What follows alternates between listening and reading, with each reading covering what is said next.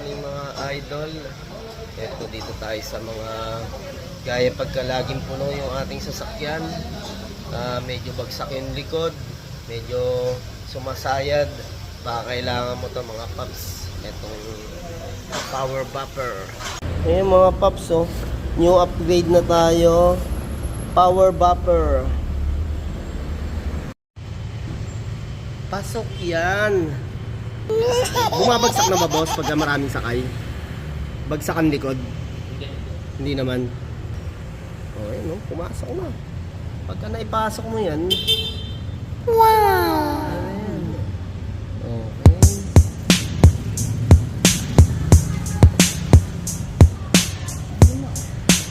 Okay mga paps, ito power buffer. Yan o.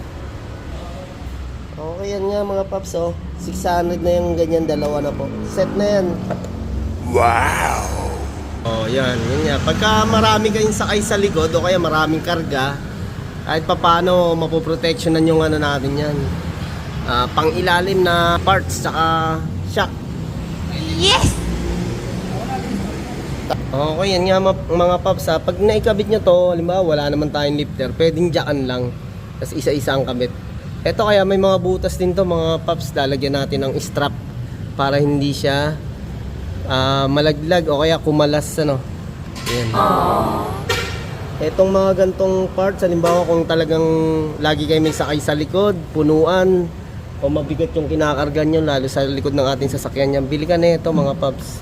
600 ang set. Ito Toyota Vios to yung kinabitan namin, you know. Okay, yan na nga mga paps. So, nilagyan natin strap wire para talagang hindi ma-disalign o kaya is matanggal nga rito sa pagkakabit. Wow! Okay.